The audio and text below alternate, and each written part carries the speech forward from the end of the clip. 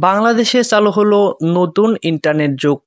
এখন থেকে আপনি গ্রামে শহরে পাহাড়ে জঙ্গলে সব জায়গায় ব্যবহার করতে পারবেন হাই কোয়ালিটি ব্রডব্যান্ড ইন্টারনেট সংযোগ।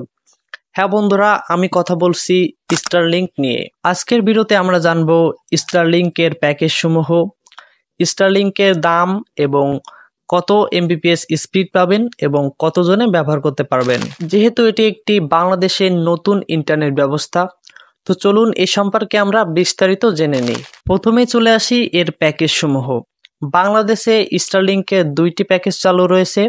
একটি হচ্ছে রেসিডেন্ট এবং দ্বিতীয়টি হচ্ছে রেসিডেন্ট লাইট। আপনি যদি রেসিডেন্ট প্যাকেজটি নেন তাহলে প্রতি মাসে আপনাকে বিল পেমেন্ট করতে হবে ৬,০০০ টাকা এবং আপনি ইন্টারনেট স্পিড পাবেন ৩০০ এমবিপিএস এবং এটা আপনি আনলিমিটেড ব্যবহার করতে পারবেন। আপনি যদি রেসিডেন্ট লাইট এই প্যাকেজটি নেন তাহলে আপনাকে প্রতি মাসে বিল পেমেন্ট করতে হবে ৪২০০ টাকা। আপনি ইন্টারনেট স্পিড পাবেন ৩০০ এমবিপিএস এবং এটা আপনি আনলিমিটেড ব্যবহার করতে পারবেন। এখন আসি আপনারা স্টারলিংকে কয়টি ডিভাইস কানেক্ট করতে পারবেন।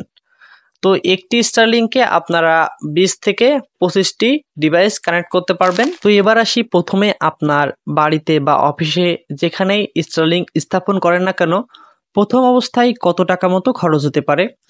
যেহেতু এটি একটি স্যাটেলাইট ভিত্তিক ইন্টারনেট ব্যবস্থা, তো এখানে আপনার স্যাটেলাইট ডিশ এছাড়া আপনাকে বিভিন্ন কেবল রাউটার কিনতে প্রায় ৪০,০০০ টাকা মতো খরচ হবে, যেটা আমাদের মতো দেশে অনেক বেশি এবং এর মাসিক ফিও কিন্তু আপনারা আগেই বিস্তারিত বলছি, এটাও কিন্তু অনেক বেশি। তো আপনার কি মনে হতে পারে এটা বাংলাদেশে কতটা জনপ্রিয় হবে কমেন্টে জানাতে ভুলবেন না। তো এই ছিল স্টারলিংক নিয়ে বিস্তারিত ভিডিওটি ভালো লাগলে অবশ্যই লাইক করবেন এবং চ্যানেলে নতুন হলে চ্যানেলটি সাবস্ক্রাইব করবেন।